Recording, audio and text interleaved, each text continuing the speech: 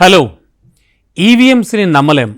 EVMs చాలా danger. అంటే ఈవీఎంస్తో ఖచ్చితమైన ఫలితాలు అయితే రావు. ఈ వ్యాఖ్యలను చేసింది ఎవరో తెలుసా?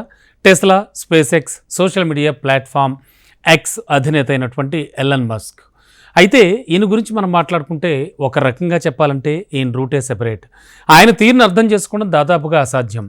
ఏం చేసినా, ఏం చెప్పినా, ఏం మాట్లాడినా కూడా వరల్డ్ వైడ్గా ఒక పెను సంచలనమే అవుతూ ఉంటుంది. తాజాగా ఎలన్ మస్క్ ఎలక్ట్రానిక్ ఓటింగ్ మెషిన్స్లను హ్యాకింగ్కు గురవడంపై ఆందోళన వ్యక్తం చేయడం సంచలనంగా మారింది. అసలు ఎన్నికల ప్రక్రియలో ఈవీఎంలను తొలగించడంలో హ్యాకింగ్ను నివారించవచ్చంటూ సూచించారు ఆయన. అమెరికాలోని ప్యూర్టోరికోలో ఇటీవల నిర్వహించినటువంటి ప్రైమరీ ఎన్నికల్లో అవకతవకలు చోటు చేసుకున్నాయన్న ఆరోపణల నేపథ్యంలో సోషల్ మీడియా ఎక్స్ వేదికగా స్పందించారు మస్క్. ఈవీఎంలను వ్యక్తులు లేదా ఏఐ సాయంతో హ్యాక్ చేసే ప్రమాదం ఉందని, చేయొచ్చని, ఇది దేశానికి నష్టాన్ని కలిగిస్తుందని మస్క్ అభిప్రాయపడ్డారు. అయితే ఎన్నికల్లో ఈవీఎంలను తొలగిస్తే హ్యాకింగ్ నివారించవచ్చు.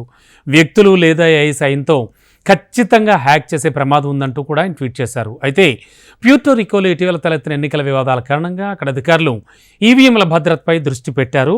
ప్యూర్టోరికోలో నిర్వహించిన ప్రైమరీ ఎన్నికల్లో ఈవీఎంల అవకతవకలు చోటు చేసుకున్నాయన్నారు యుఎస్ మాజీ అధ్యక్షుడు జాన్ ఎఫ్ కెనడీ సమీప బంధువైన రాబర్ట్ ఎఫ్ కెనడీ జూనియర్.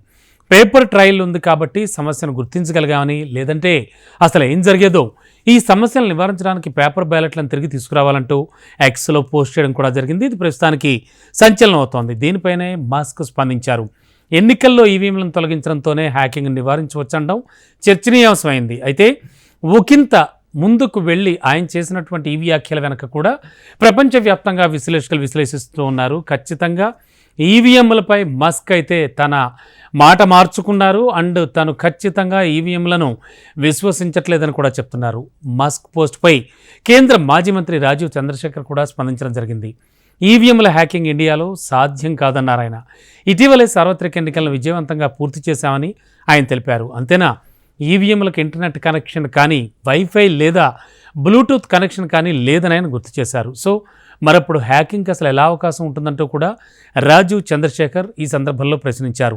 టోటల్గా అంటే వరల్డ్ వైడ్గా, మరి ముఖ్యంగా అతిపెద్ద ప్రజాస్వామ్య దేశమైన ఇండియాలో ఈవీఎంల ద్వారా అంటే అత్యాధునిక టెక్నాలజీని అందిపుచ్చుకుంటూ ఇండియా కూడా పరుగులు పెడుతోంది. అందులో భాగంగానే ఖచ్చితంగా ఈవీఎంలను ఉపయోగించే ప్రతి ఎన్నికలకి వెళుతున్నాం. అయితే దీనికి సంబంధించి ప్రస్తుతానికి మస్క్ చేసినటువంటి కామెంట్స్ మాత్రం ప్రపంచవ్యాప్తంగా సంచలనం అవుతున్నాయి.